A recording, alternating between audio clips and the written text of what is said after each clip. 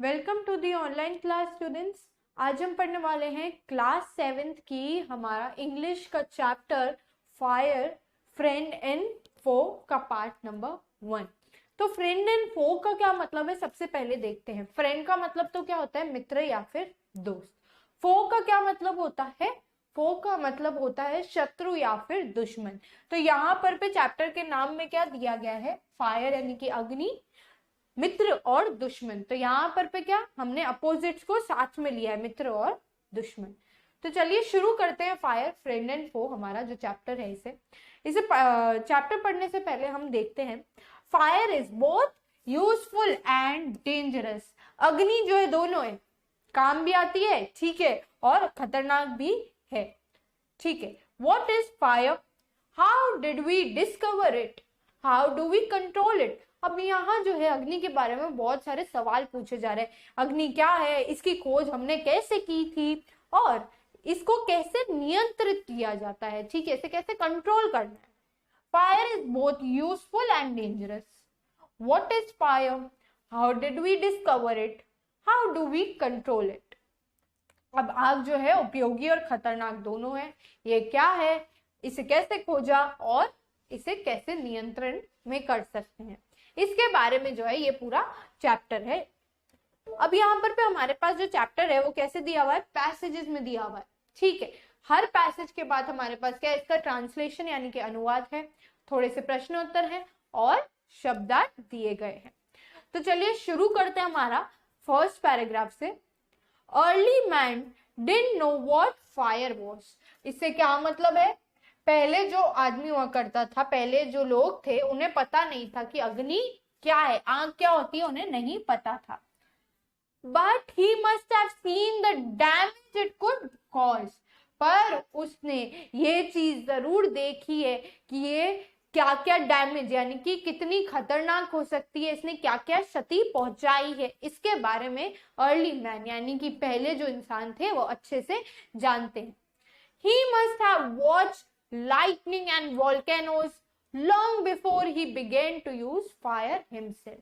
यहाँ क्या बोला गया, उसने जो है यहाँ पर पे बिजली कड़कते हुए देखी है, वॉल्केनोस देखे हैं, ठीक है, इससे पहले कि उसने खुद ने आग का जो है प्रयोग किया, काम करना शुरू किया, उससे भी पहले से वो क्या देखने लग गया है, वो यहाँ पे वॉल्केनोस देखने लग गया है, ठीक है, और यहाँ पर पे बिजली कड़कती हुई देखने लग गया। तो उसको पता है बिजली कड़केगी तो क्या होगा, आग लगेगी, ठीक है। वॉल्केनो फटेगा तो क्या होगा, लावा बाहर निकलेगा, जो गरम गरम होता है वो आग ही होती है, क्या होती है, एक तरह से वो लिक्विड आग होती है, ठीक है। तो अगर वो व्यक्ति ये सब देख रहा है तो उसे पता है कि ये कितनी हानिकारक चीज है, कितनी खतरनाक चीज है, ठीक है। He must have watched lightning and volcanoes long before he began to use fire himself. Fire was powerful and dangerous and he was frightened. यहाँ पे क्या बताया हमको, आग थी, जो अग्नि थी वो क्या थी, बहुत ही शक्तिशाली और खतरनाक थी। और वो जो पहले का आदमी था वो कैसा था, फ्राइटेंड था, डरा हुआ था, ठीक है। आग को डिस्कवर करने से पहले कैसे खोज करते हैं, कैसे प्रयोग करते हैं, उससे पहले से भी वो व्यक्ति उसे देखता हुआ आ रहा है और डरा हुआ है, ठीक है। Early man didn't know what fire was, but he must have seen the damage it could cause. He must have watched lightning and volcanoes long before he began to use fire himself. Fire was powerful and dangerous and he was frightened. Fire may have puzzled early men. Puzzled का क्या मतलब होता है, किसी इंसान को क्या confusion में डालना, यानी कि सोच में डाल दिया। Fire must have puzzled early man, but we know that fire is the result of a chemical reaction. अब जो है यहाँ पर पे क्या बोला गया कि पहले जो लोग थे उन्हें बहुत ही ज्यादा यहाँ पर पे जो है कंफ्यूजन हुई होगी कि ये चीज क्या है, इससे इतनी जो है हानि क्यों पहुंच रही है, ठीक है। बट अभी हमें क्या पता है कि ये कुछ केमिकल रिएक्शन है, ठीक है, कुछ केमिकल से मिलकर के जो एक्सप्लोजन होता है उसे हम फायर बोलते हैं, ये चीज हमें अभी पता है। When the oxygen in the air combines with carbon and hydrogen in a fuel, a chemical reaction takes place. तो अब हम यहाँ क्या बताया जा रहा है कि जो फायर है वो कैसे बनती है, ठीक है, कैसे उत्पन्न होती है। सबसे पहले हवा में जो ऑक्सीजन के कण हैं, ठीक है, और वो किससे मिलते हैं, कार्बन और हाइड्रोजन में, ठीक है। When the oxygen in the air combines with carbon hydrogen in a fuel, a chemical reaction takes place. Energy in the form of heat and light is released in the process. This is what we call fire. अब जो energy इधर release हो रही है इस process में, air के किससे कंबाइन होने में, हाइड्रोजन और कार्बन में, तो इस रिएक्शन में क्या है, एनर्जी रिलीज हो रही है। वो एनर्जी क्या है, किस फॉर्म में रिलीज हो रही है, हीट और लाइट। हीट और लाइट क्या है, यहाँ पर पे ये जो केमिकल प्रोसेस है ये किसको जन्म दे रहा है, फायर को जन्म दे रहा है, ठीक है। Fire may have puzzled early man, but we now know that fire is the result of chemical reaction. When the oxygen in the air combines with carbon and hydrogen in a fuel, a chemical reaction takes place. Energy in the form of heat and light is released in this process. This is what we call fire. एक बार वापस देख लेते हैं हमने अभी क्या पढ़ा है। अब जो है आरंभिक मनुष्य को ये नहीं पता था कि आग क्या थी, लेकिन इसके जो है इसके आग के द्वारा, अग्नि द्वारा जो किए गए नुकसान थे उसने उसको देखा है। कैसे देखा, जो है उन्होंने खुद आग का उपयोग करना शुरू किया ना, उससे पहले भी वो क्या है, आकाशीय बिजली और ज्वालामुखियों को देखते थे। बिजली गिरती थी और ज्वालामुखी फटते थे, तो ये तो चीज वो देखते ही थे। अब उनको ये भी पता था कि आग शक्तिशाली और खतरनाक थी और वो इससे भयभीत थे, काफी डरते थे वो, ठीक है, दूर भागते थे जब कोई ज्वालामुखी फट जाता था। आग ने भले ही जो है इन पहले वाले मनुष्य को, आदमी को चकित कर दिया हो, लेकिन अब हम क्या जानते हैं, ये जो है एक रासायनिक प्रतिक्रिया का प्रमाण है, ठीक है। अब क्या हुआ था इधर, कौन सी रासायनिक प्रतिक्रिया का परिणाम है ये, जब हवा का जो ऑक्सीजन होता है ना, हवा में जो ऑक्सीजन के कण हैं वो किससे मिलते हैं, एक ईंधन में कार्बन और हाइड्रोजन के साथ जब वो जुड़ते हैं, ऑक्सीजन किसके साथ जुड़ता है, एक ईंधन में कार्बन और हाइड्रोजन के साथ जुड़ता है, तो एक रासायनिक प्रतिक्रिया होती है। अब इस प्रतिक्रिया में क्या होता है, लाइट एंड हीट आती है। क्या आती है, यहाँ पर पे ऊष्मा और प्रकाश के रूप में ऊर्जा निकलती है, एनर्जी निकलती है। किस रूप में, ऊष्मा और प्रकाश, यानी कि लाइट और हीट के फॉर्म में यहाँ पर पे एनर्जी निकलती है। इसे क्या बोला जाता है, अग्नि बोला जाता है, ठीक है। ऐसे अग्नि बनती है, क्लियर है। अब नेक्स्ट हम देखेंगे 3 things are needed to make fire। 3 चीजों की जो है जरूरत पड़ती है फायर बनाने में। अब ये कौन सी 3 चीजें इसके बारे में हम जानते हैं, फ्यूल, ऑक्सीजन एंड हीट, ठीक है। अब यहाँ किसकी, ईंधन की आवश्यकता है, ऑक्सीजन की और हीट की, ठीक है। इन सब चीजों की यहाँ पर पे क्या है, आवश्यकता है। इन 3 चीजों के बिना फायर यानी कि अग्नि नहीं बन सकती। Wood, coal, cooking gas and petrol are some example of fuels. अब यहाँ पर पे हमारे पास ईंधन के जो है यहाँ पर पे उदाहरण दिए गए हैं, ठीक है। हमने क्या देखा था, ईंधन आवश्यक है आग बनाने में।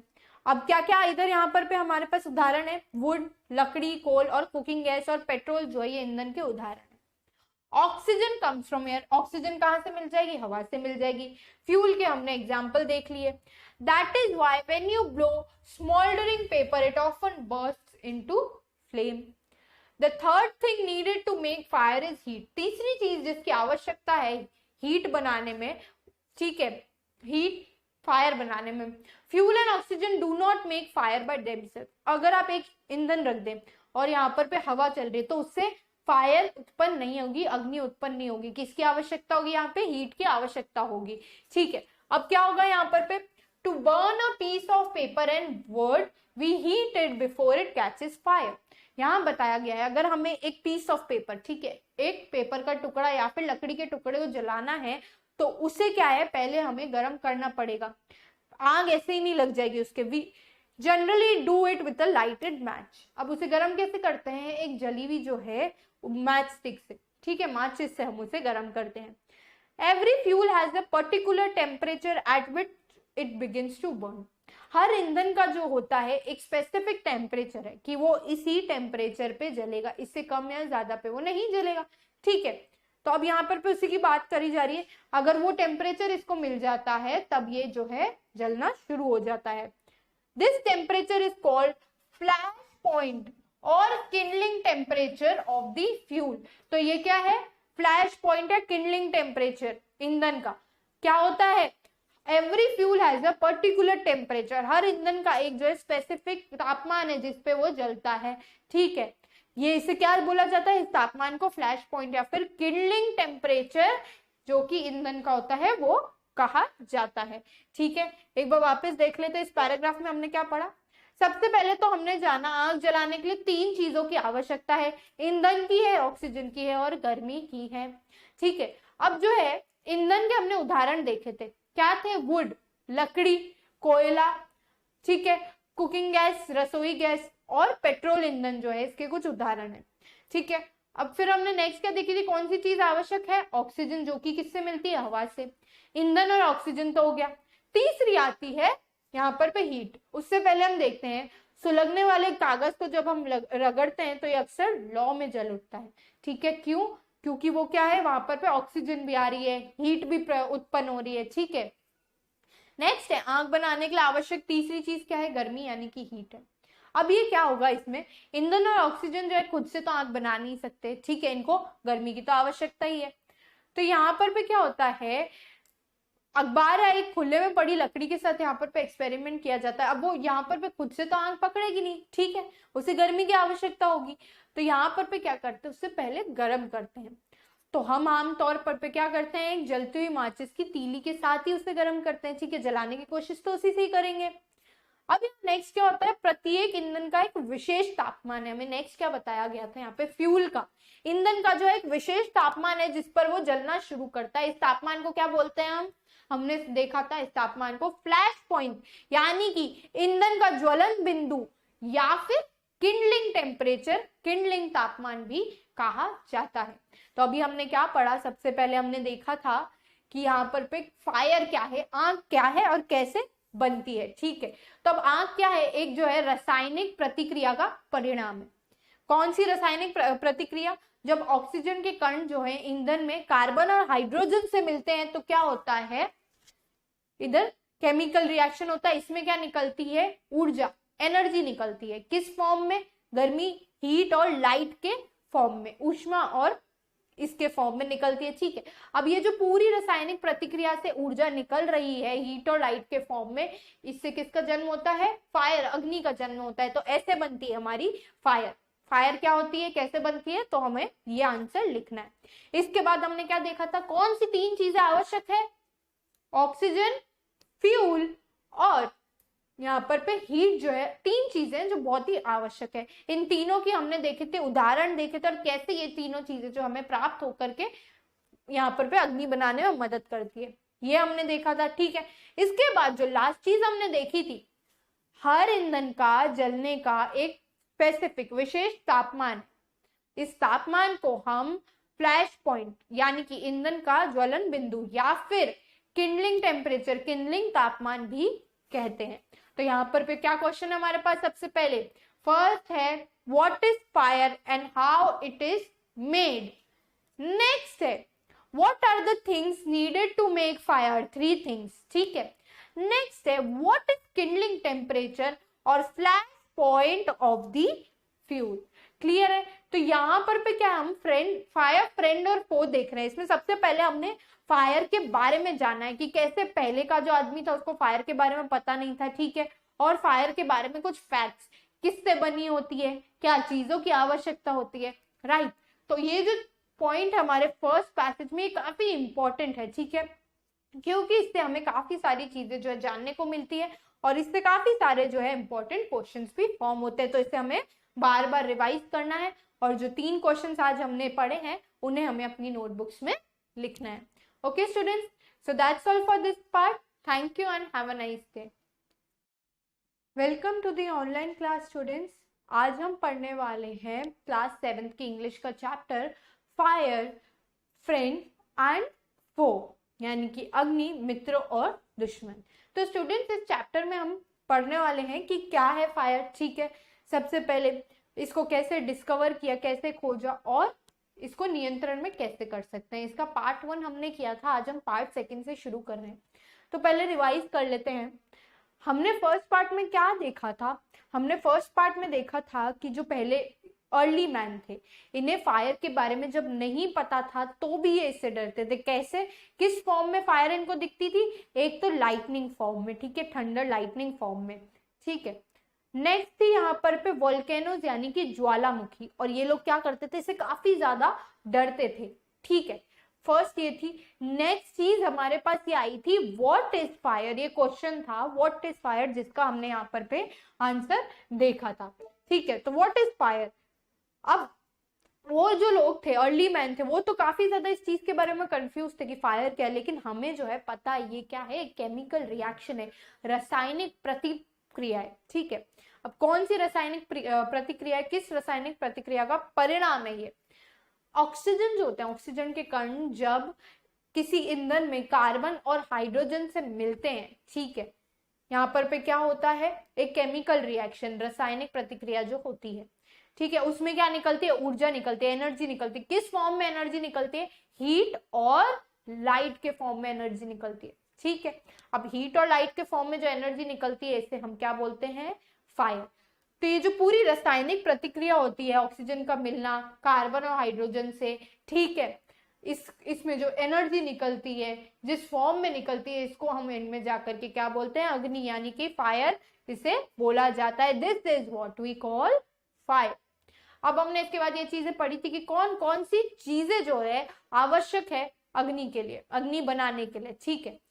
सबसे पहले हमने देखा था ईंधन, फिर हमने देखी थी हीट यानी कि गर्मी, फिर हमने देखा था ऑक्सीजन जो कि काफी ज्यादा इंपॉर्टेंट है। ईंधन के क्या क्या उदाहरण देखे थे हमने, ईंधन के उदाहरण देखे थे हमने लकड़ी, ठीक है, कुकिंग गैस, पेट्रोल, ठीक है। इसके बाद हमने ऑक्सीजन देखा था जो कि हमें हवा से मिलता है, ठीक है। अब यहाँ पर पे ये तीन तो चीजें हो गई। अब नेक्स्ट हमने देखा था कि हर एक जो ईंधन होता है, एवरी फ्यूल, उसका क्या होता है, एक विशेष तापमान होता है जिसपे वो जलने लगता है, ठीक है।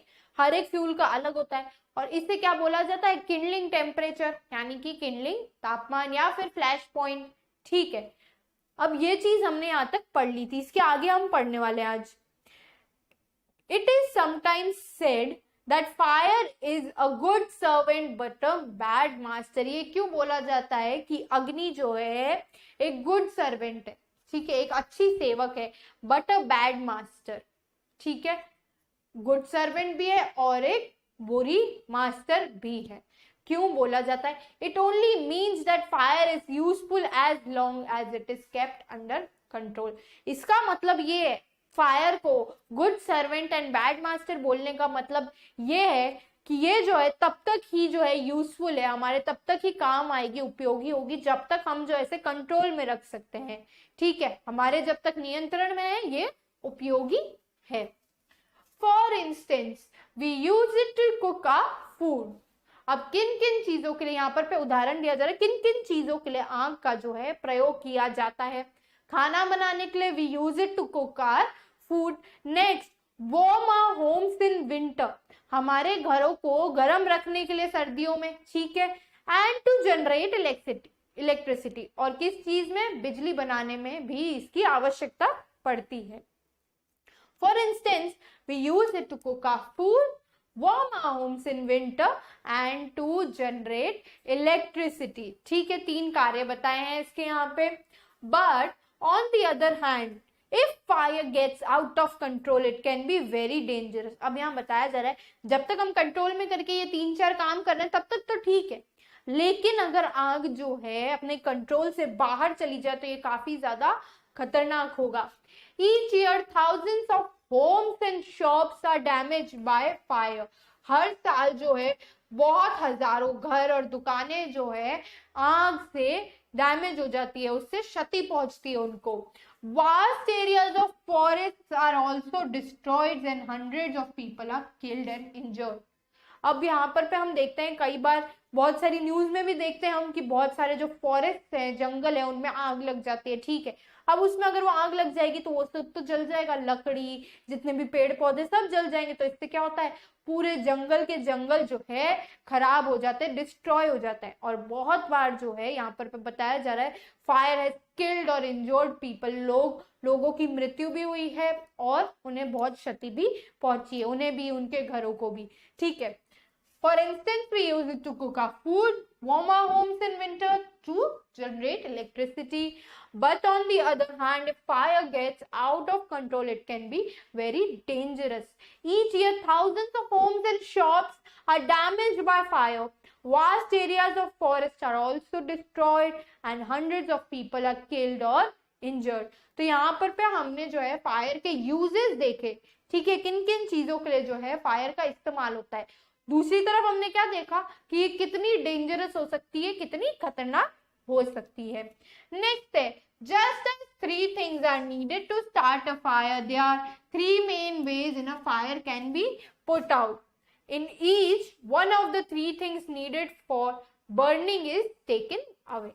अब यहाँ पे क्या बताया, जैसे तीन चीजों की आवश्यकता है आग जलाने में, ईंधन, हीट और ऑक्सीजन, वैसे ही तीन तरीके हैं जिस तरीके से अगर कोई आग लग गई है तो उसे नियंत्रण में करा जा सकता है या बुझाया जा सकता है। ठीक है, इन ईच, हर तीनों तरीके में क्या होता है, जो ये तीन चीज है, फ्यूल, ठीक है, ऑक्सीजन और हीट, तीनों में से जो है एक एक को निकाल दिया जाए तो आग बंद हो सकती है। ये हम आगे जानेंगे कैसे। ठीक है, अभी यहाँ पर क्या बोल रहे हैं, तीन चीजें होती आवश्यक। ठीक है, अगर तीनों को एक एक करके निकाल दे तो आग बुझा सकते हैं। एक बार वापस देख लेते, इसमें हमने क्या देखा है।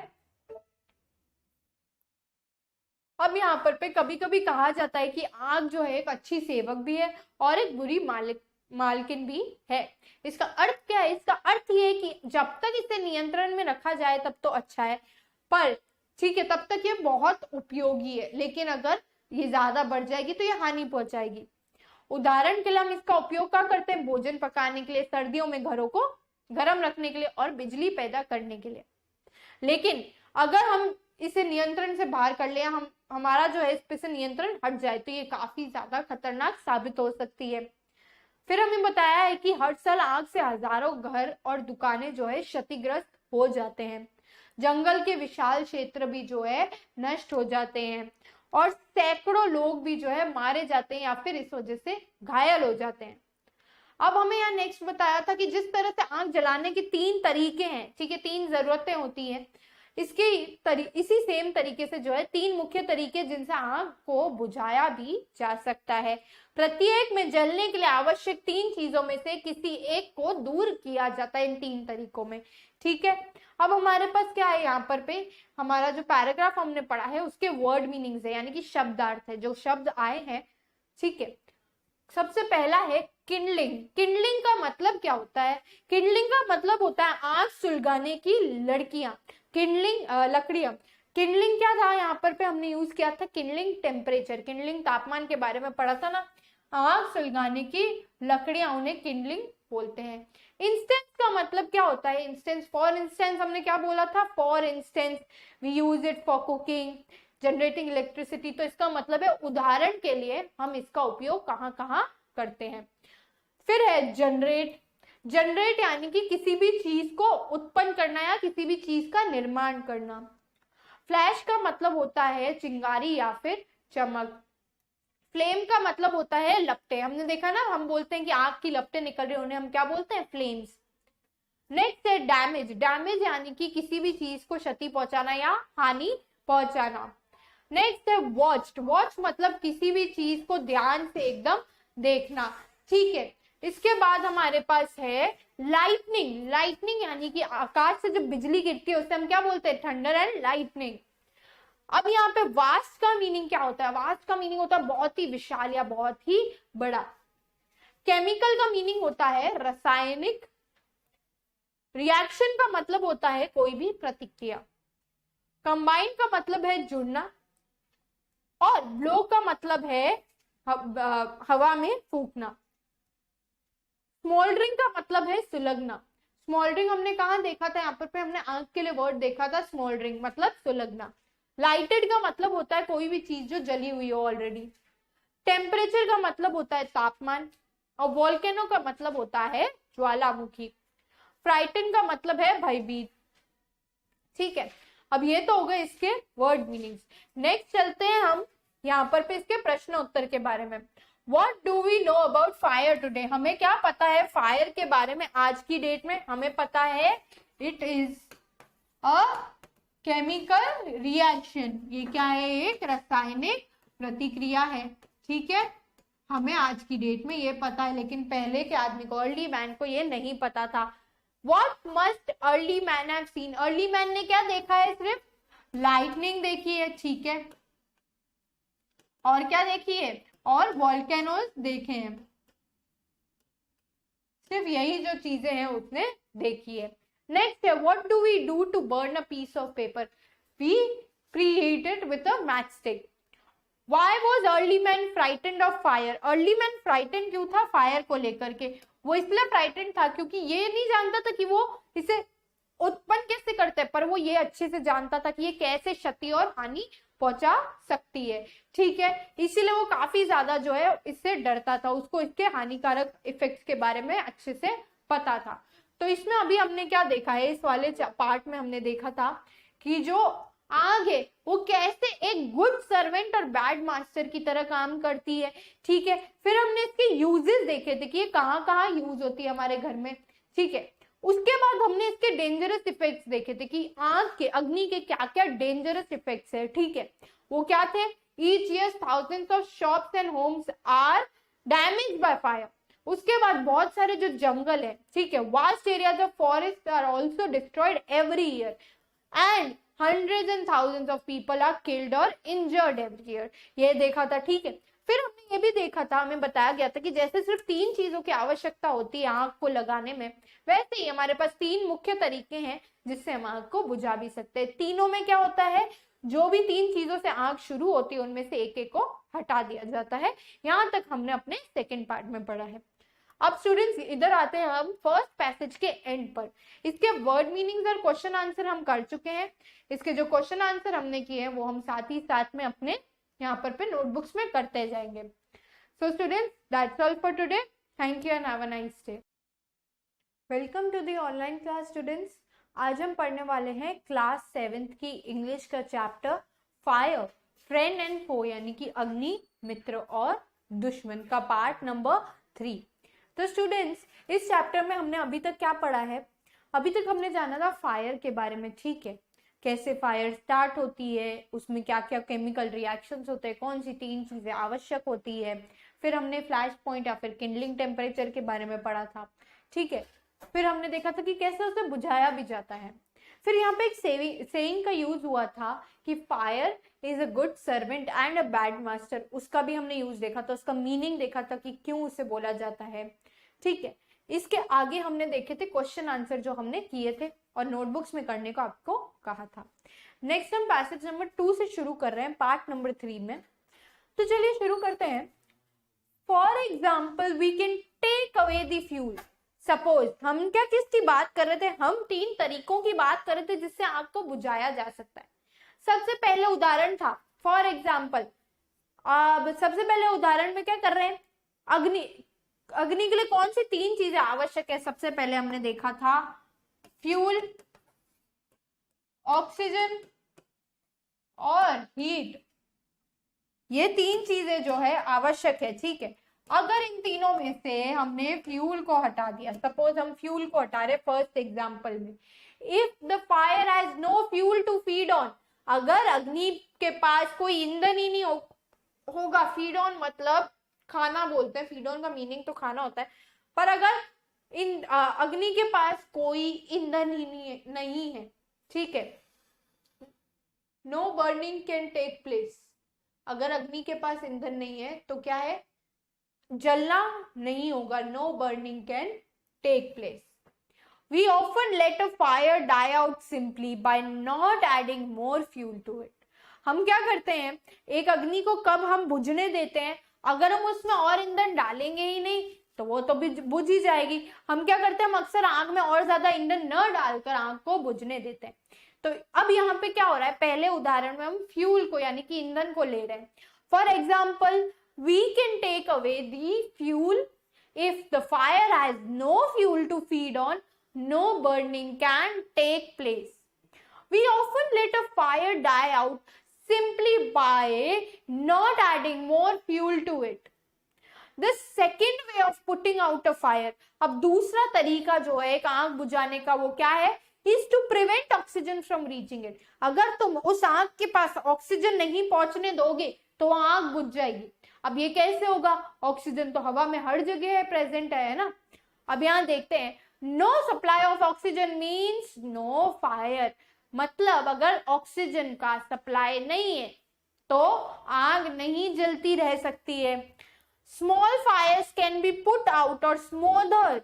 स्मोदर्ड मतलब हटा देना, बुझा देना. अब यार छोटी छोटी जो अग्नि हम जलाते हैं उसको कैसे हम हटा सकते हैं, विद अ डैम्प ब्लैंकेट और अ सैक. अब डैम्प ब्लैंकेट का क्या मतलब है, गीला ब्लैंकेट, ठीक है, और अ सैक. सैक यानी कि बोरी, ठीक है, विद अ डैम्प ब्लैंकेट. अब डैम्प चीजें जो होती है, जो चीज गीली होती है उसमें क्या है, ऑक्सीजन के कणों को घुसने के लिए जगह नहीं मिलती, ठीक है. तो अब यहाँ पे क्या हो रहा है, कोई भी ऐसी गीली चीज आप डाल दो उस छोटी सी आग पे तो उसको सांस लेने के लिए ऑक्सीजन नहीं मिलेगा तो वो अपने आप ही बुझ जाएगी, ठीक है. This stops oxygen reaching the burning material. अब इससे क्या होता है, आपने एक भारी चीज रख ली है जिसके अंदर से ऑक्सीजन नहीं गुजर पा रही है, ठीक है. तो अब क्या होगा, दिस स्टॉप्स ऑक्सीजन, इससे ऑक्सीजन रुक रहा है, उस चीज की वजह से, सैक की वजह से ऑक्सीजन नहीं जा रहा है. तो अब ऑक्सीजन नहीं जा रहा है तो आग कैसे पनपेगी. Sometimes carbon dioxide is used to extinguish fire. Carbon dioxide क्या होता है, ऑक्सीजन का उल्टा, ठीक है. ऑक्सीजन साफ होती है, कार्बन डाइऑक्साइड साफ नहीं होती है, ठीक है. अब कई बार कार्बन डाइऑक्साइड CO2 का प्रयोग किया जाता है आग बुझाने के लिए. It does not allow oxygen to reach the burning material. CO2 भी यही करता है, कोई ऑक्सीजन मटेरियल है, ठीक है, कोई भी ऑक्सीजन मटेरियल को जो है आग तक पहुंचने नहीं देता है. क्लियर है. अब यहाँ पर हम देख रहे हैं सेकेंड वे देखा हमने. The second way of putting out a fire is to prevent oxygen from reaching it. No supply of oxygen means no fire. Small fire can be put out or smothered with a damp blanket or a sack. This stops oxygen reaching the burning material. Sometimes carbon dioxide is used to extinguish fire. It does not allow oxygen to reach the burning material. ठीक है, clear है, समझ आ गया यहाँ पर पे. अब यहाँ पर पे हमने दो तरीके देखे. पहले तरीके में तो हमने क्या किया, फ्यूल ही हटा दिया, ईंधन हटा दिया. दूसरे तरीके में हमने ऑक्सीजन को पहुंचने से रोक दिया, तो मतलब ऑक्सीजन हटा दिया. अब तीसरा तरीका है यहाँ पर पे थर्ड वे, ठीक है. थर्ड वे क्या है, of putting out of fire is to remove the heat. अब तुम गर्मी जो है, हीट जो है उसको हटा दोगे तो क्या होगा, आग अपने आप बुझ जाएगी. If the temperature can be brought down below the flash point. तापमान जो है ईंधन के फ्लैश पॉइंट क्या देखा था हमने, जलने का हर एक ईंधन का एक पॉइंट होता है, विशेष तापमान होता है.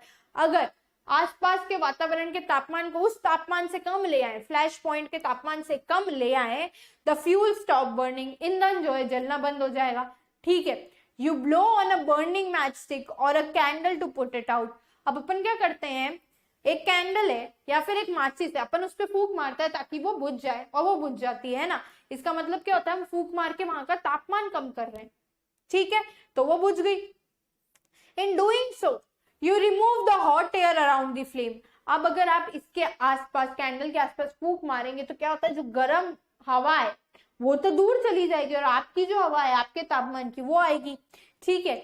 अब ऐसे क्या होता है, by doing so you remove the hot air around the flame bringing down its temperature below the flash point.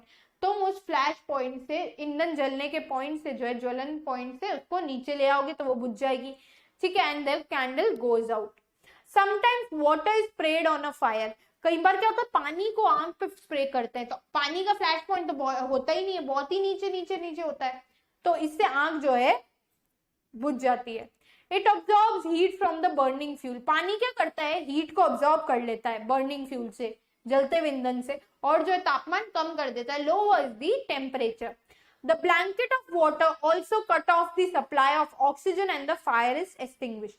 अब आप एक गीला ब्लैंकेट भी अगर फायर पे फेंकोगे ना तो उससे भी यही होगा, जो है ऑक्सीजन की सप्लाई कट ऑफ हो जाएगी और फायर भी एक्सटिंग्विश हो जाएगी, आग भी बुझ जाएगी। कैसे? क्योंकि पानी ने जो है पूरा तापमान जो है नीचे कर लिया होगा।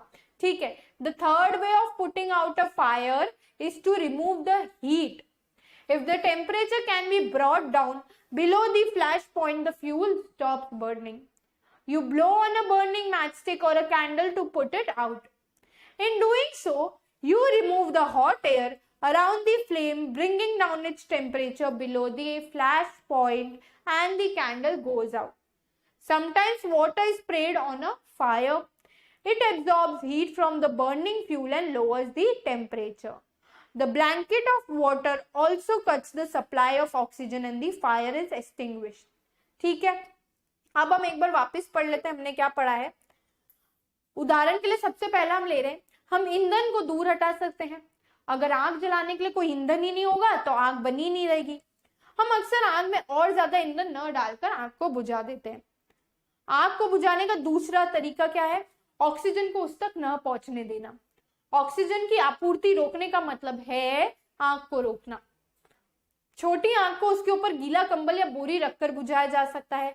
ऐसा करने से जो जलने वाली सामग्री है उस तक ऑक्सीजन नहीं पहुंच पाएगा, पहुंचना बंद हो जाएगा। कभी कभी आग को बुझाने के लिए जो है कार्बन डाइऑक्साइड का भी प्रयोग किया जाता है। यह जलती हुई सामग्री तक ऑक्सीजन को पहुंचने ही नहीं देता है। नेक्स्ट है तीसरा तरीका। आग को बुझाने का तीसरा तरीका है गर्मी को दूर करना। यदि तापमान के ज्वलन बिंदु से उसको नीचे लाया जा सकता है तो ईंधन जलना बंद हो जाएगा।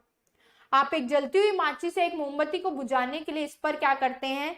फूंक मारते हैं, है ना। ऐसा करने पर आप उसके चारों ओर की जो गर्म हवा है उसे हटा देते हैं ताकि उसका तापमान जो है ज्वलन बिंदु से नीचे आ जाए और मोमबत्ती बुझ जाए। कभी कभी आग लगने पर जो है पानी का छिड़काव भी किया जाता है। यह जलते हुए ईंधन से गर्मी को अवशोषित करता है और तापमान कम करता है। पानी का आवरण भी जो है ऑक्सीजन की आपूर्ति में कटौती करता है और आग जो है बुझ जाती है। ठीक है। अब इसके वर्ड मीनिंग्स की तरफ ध्यान देते हैं हम। डैम्प का मीनिंग क्या होता है? गीला। कैसा ब्लैंकेट डालना चाहिए आग पे? डैम्प। ब्लैंकेट होता है कंबल। सैक का मीनिंग होता है बोरा। मटेरियल का मीनिंग क्या होता है? किसी भी सामान के लिए हम किसका प्रयोग करते हैं? मटेरियल शब्द का प्रयोग करते हैं। एक्सटिंग्विश का मतलब होता है आग बुझाना, एक्सटिंग्विश द फायर। स्मोदर का मतलब क्या होता है? किसी जलती हुई वस्तु को बुझाना। हमने देखा था ना एक शब्द आया था स्मोदरिंग, इसका मतलब होता है किसी भी जलती हुई वस्तु को बुझाना। फीड का मतलब होता है खिलाना। लेट का मतलब होता है आज्ञा देना। प्रिवेंट का मतलब है रोकना। टेक अवे का मतलब है किसी भी जो दर्द आदि को है गायब कर देना, किसी मनोभाव दर्द को गायब कर देना।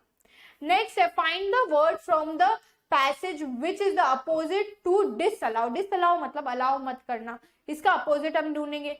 When does the fuel stop burning? ईंधन कब जलना बंद हो जाता है? जब उसका फ्लैश पॉइंट से आसपास का वातावरण नीचे ले आया जाता है, तब वो ईंधन जलना बंद हो जाता है। What is the second way of putting out a fire? दूसरा तरीका कौन सा है पुटिंग आउट अ फायर का? कि ऑक्सीजन को पहुंचने ही ना दो आग जिसपे मटेरियल पे जल रही है उस तक। How can we put out small fire? How can we put out small fire? यहाँ पर बताया था। ठीक है। The second small fire can be put out by damp blanket और सैक। गीले ब्लैंकेट, कंबल या गीली बोरी से जो है हम छोटी छोटी आग जो है उसे बुझा सकते हैं। तो यहाँ पर भी स्टूडेंट्स हमने क्या देखा है? पार्ट नंबर 3 में हमने जो है तरीके देखे हैं जिससे कि जो है एक आग को बुझाया जा सकता है। सबसे पहला था क्या था? सबसे पहला है यहाँ पे ईंधन ही ले जाओ। दूसरा है ऑक्सीजन पहुंचने ना दो। और तीसरा है जो तापमान है, ठीक है, उसको नीचे ले आओ, हीट को हटा दो, उसका मतलब है। ठीक है। तो इन सब चीजों से क्या होगा? इन सब चीजों से आग को बुझा सकते हैं। इसके हमने वर्ड मीनिंग्स और क्वेश्चन आंसर देखे हैं जिसे आप साथ साथ नोटबुक में करने वाले हैं और ये चैप्टर बहुत इंपॉर्टेंट है, इसे अच्छे से रिवाइज करेंगे। ओके स्टूडेंट्स, इस पार्ट के लिए इतना ही। अब नेक्स्ट पार्ट में हम पैसेज 3 शुरू करेंगे। That's all for today. Thank you and have a nice day.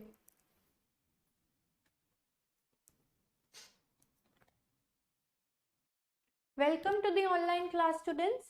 आज हम पढ़ने वाले हैं क्लास 7th की इंग्लिश का चैप्टर फायर, फ्रेंड एंड फो, यानी कि अग्नि, मित्र और शत्रु का पार्ट नंबर 4।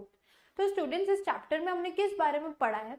इस पूरे चैप्टर में हम फायर यानी कि अग्नि के बारे में पढ़ रहे हैं कि वो कैसे उपयोगी हो सकती है और कैसे जो है वो क्षति पहुंचा सकती है। इस बारे में हम पढ़ रहे थे। हमने क्या पढ़ा था कि फायर क्या होती है, किंडलिंग टेम्परेचर के बारे में पढ़ा था, फ्लैश पॉइंट के बारे में पढ़ा था। उसके बाद हमने देखा था कि किन किन चीजों की आवश्यकता होती है आग जलाने के लिए। ठीक है, इसके बाद हमने देखा था कि ऐसे कौन से 3 तरीके हैं जिससे जो है हम एक फायर को पुट ऑफ कर सकते हैं, यानी कि बुझा सकते हैं। ठीक है, अब इतना हमने पढ़ लिया था, क्वेश्चन आंसर कर लिए थे। आई होप आप साथ साथ कर रहे हैं। तो चलिए आज हम थर्ड पैसेज से शुरू करते हैं। Some fires cannot be put out at water। अब यहाँ क्या बताया जा रहा है, कुछ जो फायर्स है, आग जो जलती है, वो हर आग को आप वाटर से यानी कि पानी से नहीं बुझा सकते। क्या रीजन है इसका? अब इसका रीजन क्या है, कुछ आग जो होती है वो किससे जलाई जाती है, उसमें फ्यूल क्या होता है, ऑयल। ठीक है, अब हम ये जानते हैं कि ऑयल और वाटर जो है वो मिक्स तो होते नहीं है, वो सॉल्युबल है नहीं, है ना। आगे पढ़ते हैं। If water is spread onto an oil fire, अब यहाँ ऑयल फायर की बात की जा रही है, ऐसी फायर जो ऑयल से लगाई जाती है, उस पे अगर आप पानी स्प्रे करेंगे उसे बुझाने के लिए, तो क्या होगा, the oil will float to the top of the water and continue to burn. अब वो जो ऑयल है, ठीक है, अब वो क्या करेगा, तेल ऊपर आ जाएगा और वो जलता ही रहेगा क्योंकि वो पानी से मिक्स नहीं होगा। ठीक है, पानी उसके फ्लैश पॉइंट को जो है नहीं कम कर पाएगा। ठीक है, this can be very dangerous because water can flow quickly carrying the burning oil with it। अब ये क्यों हानिकारक हो सकता है, क्योंकि पानी जो है ना हर डायरेक्शन में फ्लो करता है, जहां उसे जगह मिलती है वो फ्लो करता है। अब उसके ऊपर जो ऑयल है जो फ्लोट कर रहा है फायर के साथ, वो भी तो फ्लो करेगा, तो इससे क्या होगा, आग पहुंच जाएगी दूसरी जगह पे। ठीक है, the burning oil with it and spreading the fire, वो क्या करेगी, आग फैला देगी। ऐसा जो फ्लोइंग वाटर होगा वो आग फैला देगा अगर हम ऐसा पानी जो है स्प्रे करेंगे ऑयल वाली फायर पे। ठीक है, अब यहाँ क्या हो रहा है, क्यों मिक्स नहीं हो रहा है, क्योंकि वो इनसॉल्युबल है, वो मिक्स नहीं होते हैं एक साथ। ठीक है, अब यहाँ पे क्या हो रहा है, अगर हम पानी डालेंगे तो क्या होगा, पानी पे जो ऑयल है वो फ्लोट करके ऊपर आ जाएगा और उसके साथ साथ फ्लो करने लग जाएगा, किसी एक जगह से दूसरी जगह चला जाएगा और वहां पर पे क्या है, आग पहुंच जाएगी। Water should also not be used on fire caused by electrical appliances। अब क्या बोला जा रहा है, एक तो हमने देखा कि जो ऑयल से होती है आग लगती है उस पे पानी यूज नहीं करते हैं। दूसरा, पानी कहाँ नहीं यूज करते हैं, ऐसी कोई भी वस्तु, इलेक्ट्रिकल वस्तु जिसे हम बोलते हैं, उससे अगर कोई आग लग जाए, ठीक है, जो वस्तुएं बिजली से चलती है, ठीक है, उसमें अगर आग लग जाए तो उस पे हमें पानी का प्रयोग नहीं करना है उसे बुझाने के लिए। ठीक है, The person spraying water might receive an electric shock। अब जो पानी डाल रहा है व्यक्ति, उसको भी एक जो है झटका लग सकता है। ठीक है, and be killed, और उसकी मृत्यु भी हो सकती है। Water should also not be used on fires caused by electrical appliances। The person spraying water might receive an electrical shock and be killed। अब यहाँ क्या दो चीजें बताई, एक तो ऐसी फायर जो ऑयल से लगी है उस पे पानी नहीं डालेंगे, और दूसरा ऐसी कोई भी फायर जो कि किसी इलेक्ट्रिकल अप्लायंस, ठीक है, कोई भी ऐसी चीज जो बिजली से चलती है उसमें अगर आग लग गई है तो उस पे भी हम पानी नहीं छिड़केंगे। A carbon dioxide extinguisher is the best thing to fight an electrical fire. अब हमने क्या पढ़ा था इससे पहले वाले पार्ट में, एक तरीका पढ़ा था कि अगर आप जो कार्बन डाइऑक्साइड है, ठीक है, कार्बन डाइऑक्साइड रख लेंगे तो क्या होगा, ऑक्सीजन जो है, ऑक्सीजन के कण जो है उस तक मटेरियल तक पहुंच नहीं पाएंगे जो जल रहा है और इससे आग जो है बुझ जाएगी। तो यहाँ उसी का प्रयोग करा जा रहा है। एक कार्बन डाइऑक्साइड जो एक्सटिंग्विशर आता है वो जो है सबसे बेस्ट थिंग है to fight an electrical fire. ऐसी कोई भी आग जो कि इलेक्ट्रिकल फायर, जो कि इलेक्ट्रिकल अप्लायंसेस में लगी है, उसके लिए हम क्या यूज करेंगे, कार्बन डाइऑक्साइड एक्सटिंग्विशर। ठीक है, we spend millions of rupees each year in fighting fires and we spend more trying to find out new ways of preventing fire from happening and getting out of control। अब यहाँ बताया जा रहा है कि हर साल हम बहुत पैसे खर्च कर देते हैं जिससे कि हम आग बुझा सके, कहीं आग लग जाती है उसे बुझाने के लिए, फिर उसके आफ्टर इफेक्ट्स के लिए भी, ठीक है। और क्या करते हैं हम, और भी पैसे यूज करते हैं, किस चीज के लिए, यहाँ पर भी यूज होते हैं प्रिवेंटिंग फायर, और तरीके ढूंढने के लिए कि किस तरह से जो है आग को जलने से बचाया जा सकता है या फिर उसे बुझाया जा सकता है, ठीक है। हम तरीके ढूंढते हैं, फिर हम उसका जो इम्पैक्ट है उससे कोप करने के लिए बहुत पैसे खर्च करते हैं। On the whole, we have learned rather well to control fire and put it to good use on our everyday life. अब यहाँ क्या बताया जा रहा है, एक पूरे तरीके से जो है हमें फायर को कंट्रोल करने के तरीके आ गए हैं। अर्ली ह्यूमंस जो होते थे उनसे ज्यादा जो है हम एडवांस है, ठीक है। हमें फायर कंट्रोल करने के तरीके आते हैं और हमें जो है इसके गुड यूजेस, ये कहाँ कहाँ उपयोगी है ये भी हम अच्छे से बता सकते हैं, ठीक है। अब यहाँ नेक्स्ट बताया गया है, long ago there were no fireman. अब जब पहले आग लगती थी, हमने देखा था थंडर टाइम पे, वोल्केनो टाइम पे, तब क्या थे, फायरमैन नहीं थे, ठीक है, वो आग नहीं बुझा सकते थे। When fire broke out everybody became a fire fighter. अब कहीं पर अगर आग लग जाती थी, सपोज किसी एक ट्राइब में, एक गांव में, तो वो क्या करते थे, हर कोई एक फायर फाइटर की तरह यहाँ काम करता था, ठीक है। हर कोई अपना कोई ना कोई तरीका जो है यहाँ पर पे यूज करता था। People formed human chains, they still do if required, and passed buckets of water from a well or a pond to the blaze. अब जहां पर पे भी आग लग जाती थी वो क्या करते थे, एक ह्यूमन चेन बनाते थे, ठीक है, एक ह्यूमन कड़ी बनाते थे। जहां भी तालाब या कुआं होता था वहां से बकेट भर भर के एक दूसरे को पास करते थे, और जहां ब्लेज यानी कि जहां आग लगी है वहां पर पे वो उसे डालकर एक्सटिंग्विश करते थे, ठीक है। Now there are laws about building construction which ensure that space is left between buildings to reduce the fire risk. अब यहाँ पर ऐसे नियम लागू कर दिए गए हैं कि जो भी बिल्डिंग्स बनती है उनके बीच में जो है जगह होनी चाहिए, ठीक है, ताकि अगर एक जगह आग लगी है तो वो दूसरी जगह जल्दी से ना फैले, ठीक है। स्पेशली अ पब्लिक प्लेस, ठीक है। अब ऐसी बिल्डिंग्स जो पब्लिक प्लेसेस पे हैं उनके लिए ये स्पेशल रूल्स है, ठीक है। Must ensure observance of fire prevention norms. इसका क्या मतलब है, मस्ट इंश्योर ऑब्जर्वेंस, मतलब यहाँ पर पे जो फायर प्रिवेंशन, आग से बचने के लिए जो रूल्स बनाए गए हैं उनको यहाँ पर पे लागू किया जाता है ऐसी जगहों पे। Bands of fire fighting workers with special equipments known as fire brigade are there to put out fires. अब यहाँ पर पे आग बुझाने के लिए जो है फायर फाइटर्स भी हैं जो किसका यूज करते हैं, अपनी फायर ब्रिगेड और स्पेशल इक्विपमेंट्स का, ठीक है। यहाँ पर पे ग्रुप्स को ट्रेन किया जाता है। Fire fighters are highly train people, इन्हें स्पेशली इस चीज में ट्रेन किया जाता है कि ये आग बुझा सके और कैसे बड़ी बड़ी फायर को कंट्रोल करते हैं, ठीक है। They possess many skills, they cut off electricity supply, knock down dangerous walls, spray water and other materials to bring fire under control. अब यहाँ पर पे क्या हो रहा है, इनको किन किन चीजों में जो है ट्रेन किया जाता है, फायर फाइटर्स को ट्रेन किया जाता है कि वो इलेक्ट्रिसिटी सप्लाई जो है वो काट देते हैं, ठीक है। हमने क्या देखा था कि पानी के यूज से तो हम इलेक्ट्रिसिटी कॉज फायर को नहीं बुझा सकते हैं, ठीक है। नॉक डाउन डेंजरस वॉल्स, ऐसी दीवारें जिसके बीच में काफी ज्यादा जो है ऑक्सीजन के कण भरे हुए होते हैं, ठीक है। हमने क्या देखा था, जहां जहां ऑक्सीजन होगी वहां फायर और ब्रेकआउट होगी, ठीक है। तो इन दीवारों को ये नॉक डाउन कर सकते हैं। Spray water and other materials to bring fire under control, बहुत सारे इक्विपमेंट्स, बहुत सारी स्किल्स और बहुत सारे मटेरियल्स लगते हैं इन फायर फाइटर्स को, ठीक है, जिससे कि ये फायर को स्टॉप कर सकते हैं।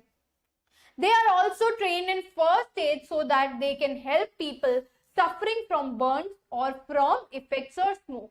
अब apart from this skills, ठीक है, apart from spraying water, knocking down dangerous walls, इनके पास और क्या है, ये क्या चीजें रखते हैं, फर्स्ट एड भी रखते हैं, क्योंकि ऐसे लोग जो यहाँ पर पे फंस जाते हैं ऐसी बिल्डिंग से उन्हें ये बचा सकते हैं, ठीक है। और अगर कोई इंजरी है तो they can treat and heal them. The discovery of fire and its uses helped early men to cope with nature better and gradually adopt a settle mode.